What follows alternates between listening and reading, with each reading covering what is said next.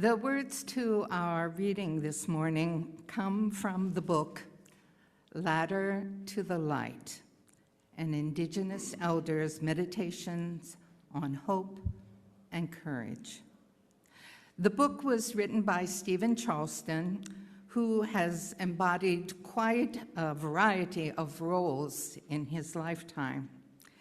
In his introductory remarks, he offers this condensed personal biography. I believe most people of faith are not one-dimensional beings. We are made up of many different spiritual practices and lifetime experiences. For example, I am a Christian, ordained as an Episcopal priest on the Standing Rock Sioux Reservation. I am also a follower of my Native American traditions. I am an elder in the Choctaw Nation of Oklahoma, and I believe in my ancestors' faith as embodied in different tribal traditions and ceremonies. Finally, I am a practitioner of Zen meditation. I honor the teachings of the Buddha. So for me, the word spirit has many meanings which arise from this ground of faith. From his amazing book of reflections and meditations, the following words are excerpts from the chapter on hope. In 1831, the world came to an end for my family and for all the families that were part of the Choctaw Nation. That year, we were forced off our ancestral homeland and made to walk on a death march we called the Trail of Tears. Thousands of our people died. We lost our homes, our way of life, even our graveyards. We lost everything. Everything, that is, except the one thing they could not take from us: hope. Hope kept us going, kept us climbing toward the light, even though the world seemed to be filled with nothing but darkness. I'm not talking about wishful thinking. I'm not talking about miracles. I'm talking about hope as a tool to create light, a spark that suddenly illuminates the gloom that creeps into our lives. Hope is not a wish, but an intention. Most of us do not think of ourselves as heroic agents of change, but if we have enough hope in what we see, then we find the strength to make change happen. When our hope is linked to the hope of others, we become even stronger. Hope builds on itself. It grows.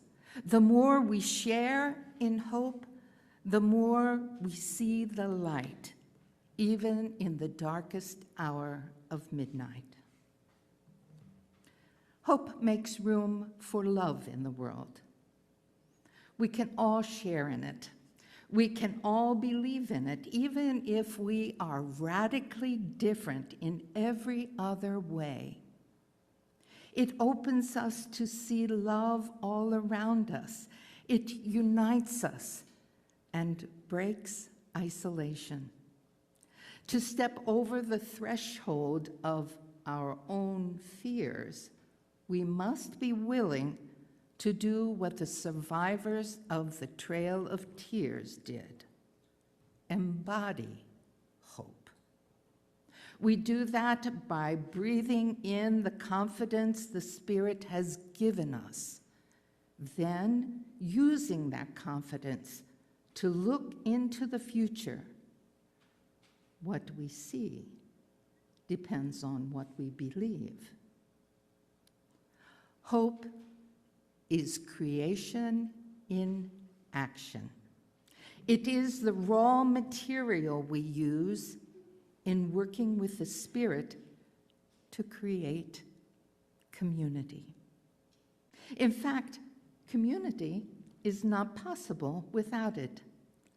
Hope is the vision of the Spirit we share as the tribe of human beings. Spirituality is not an escape from reality, but a vision to change it. Hope is our vision. It shows us the goal of our climb out of darkness, no matter how long that climb takes. Even if our emergence from the shadows takes many generations, the vision of hope will sustain us. Vision is the gift to see both what is now and what is coming. Vision is the power to see into the future, project into the future, and to make the future. Hope is a decision. By making that decision, we choose light over darkness.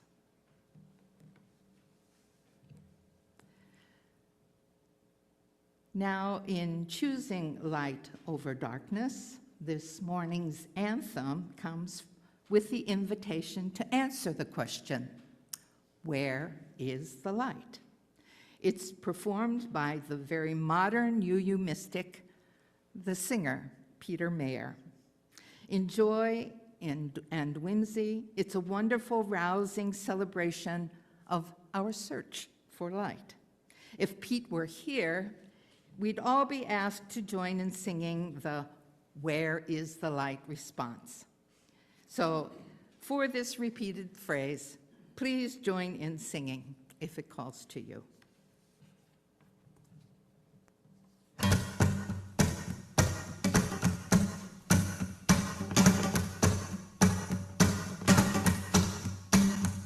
When it's late December, dark and cold, where is the light? When old man you was bending low, where is the light? When the sun runs off a bit too soon, where is the light?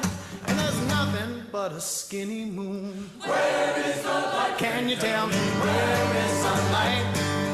Where is the light? Where is the light? Oh, the light's inside of me. When it's dark each morning when I rise, where is the light? And it's dark when my eggs are frying, where is the light? And it's dark when off to work I go, where is the light? And it's dark again when I get home. Where is the light? Can you tell me where is the light? Where is the light? Where is the light? Oh, the light's inside of me. It's in my skin and in my bones, in my heart and in my soul. That light of life so bright and golden, like a summer day. When the sun goes missing in the sky, it is rising in my eyes, chasing all that winter gloom away. I'm burning bright like kerosene. Where is the light? I'm twinkling like a Pleiades. Where is the light? I'm dancing like a candle flame. Where is the light? And I'm flaming like a fruit flambe. Where is the light? Oh, can you tell me where is the light? Can you tell me where is the light? Can you tell me where is the light? Oh, the light's inside of me. Can you tell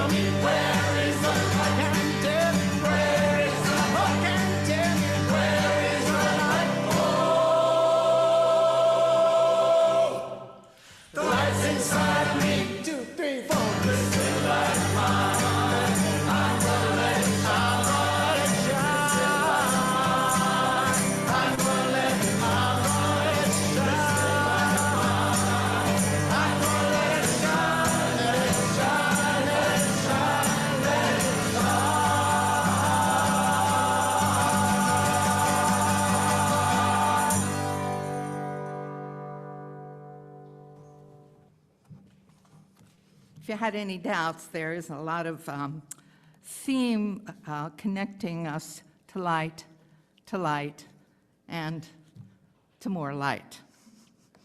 So if you were wondering where the light is to be found, I guess that was now made clear, that the prime location is the light is already in us. And what's truly hope-filled in singing this song is that we declare what we're going to do with that light. Let it shine.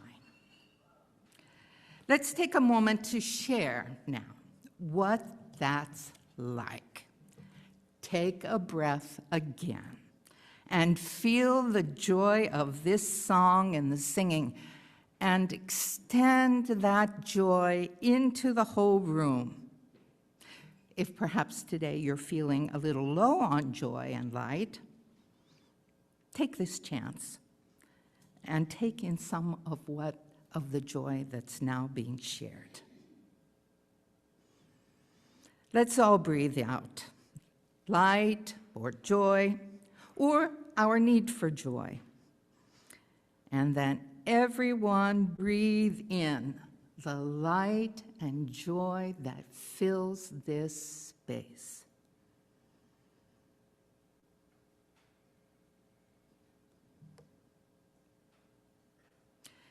This is a wonderful, beautiful expression of hope. Please keep it close to you. Please hold it while we worship. In our reading, Stephen Charleston listed several examples of how hope is something we do rather than something we imagine. And he did emphasize that the true ground of hope is not wishful thinking for miracles, but an intention. And I'd venture to say, in its most effective form, hope is deeply entwined with learning to live intentionally. Certainly, it's part of every spiritual practice, just like we did a moment ago when we gave ourselves over to share and receive joy and light.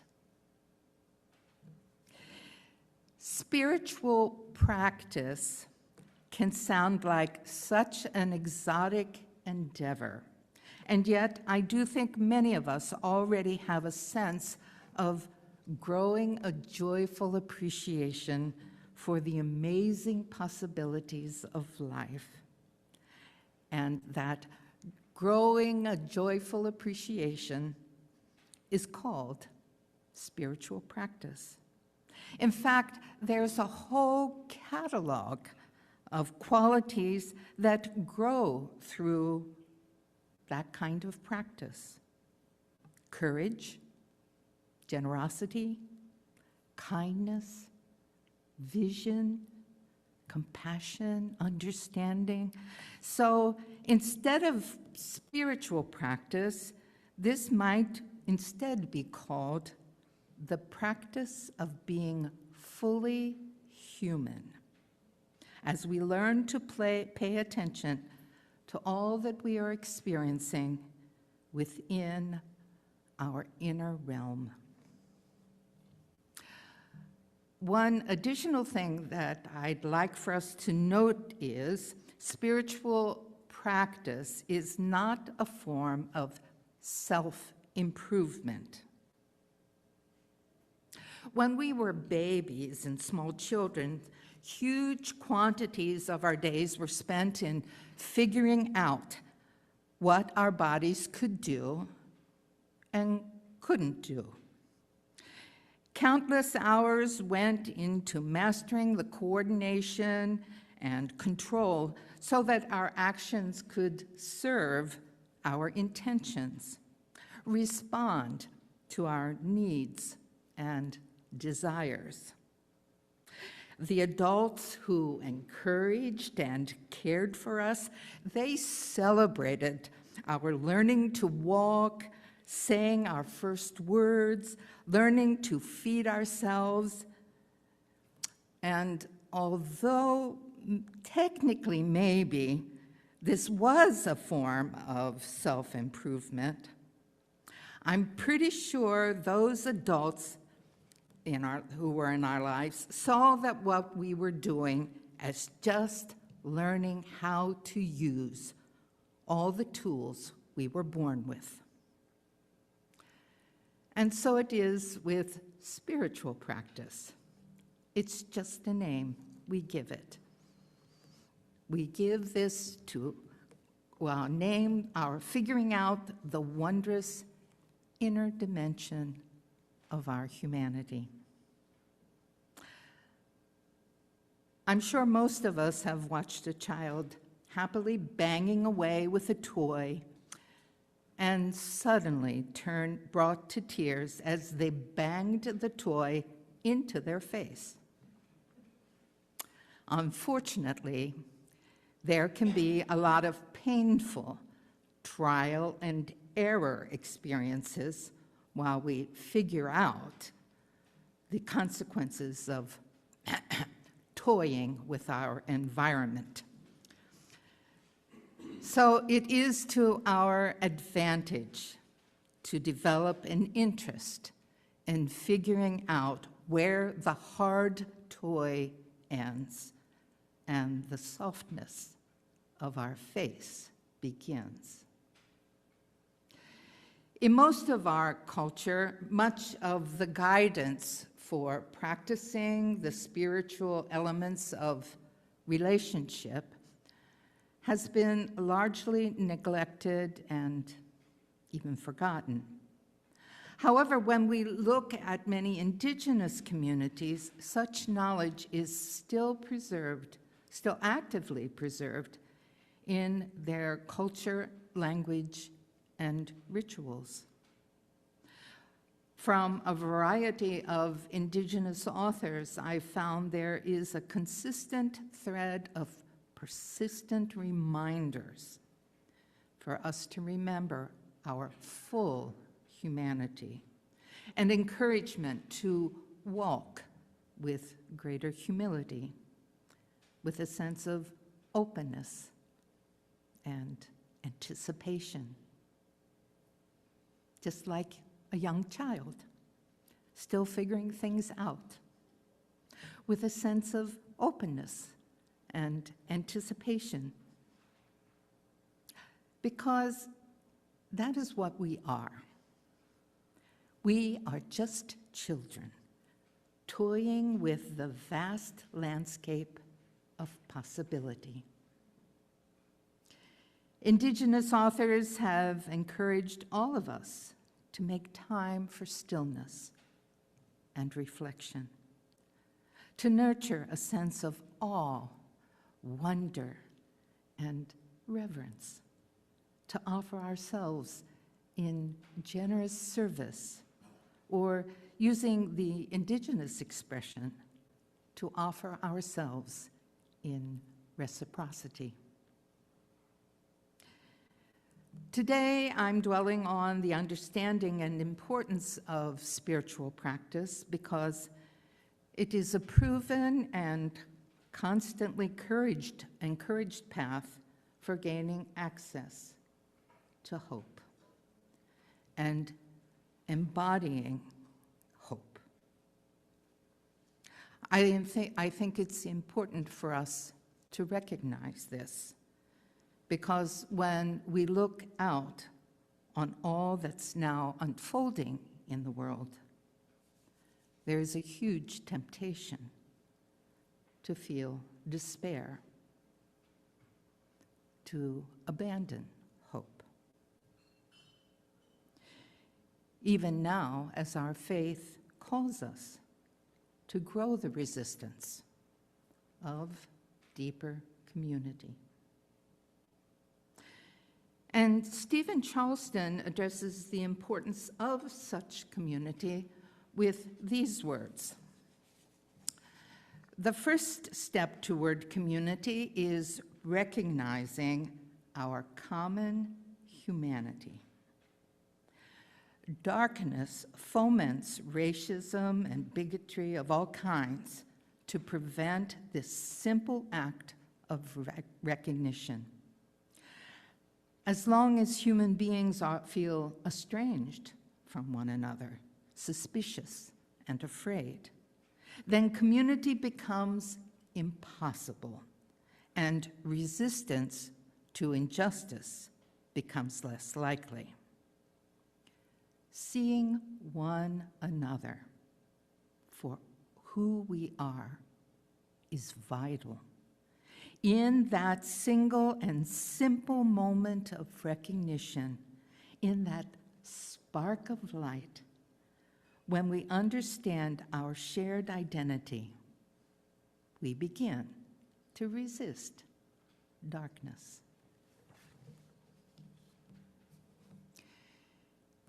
In these words of Stephen Charleston, I hope we can all find inspiration and comfort and hope.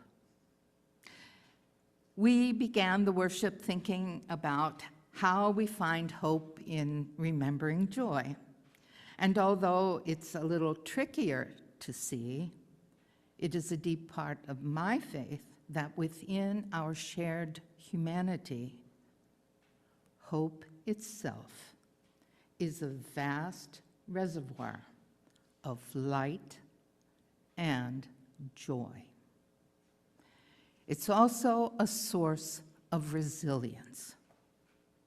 So I add this final life affirmation from Charleston's book. The spiritual resilience of North America's indigenous peoples is legendary. Our traditional religious practices were banned.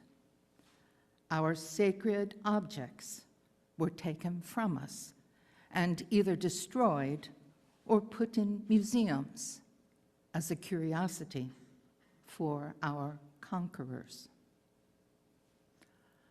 Our families were scattered into diaspora. Even our languages were forbidden. But we are still here. Our voice is still strong. Our vision is unimpaired. Native America knows something about resisting darkness. It is what we have been doing for more than 500 years.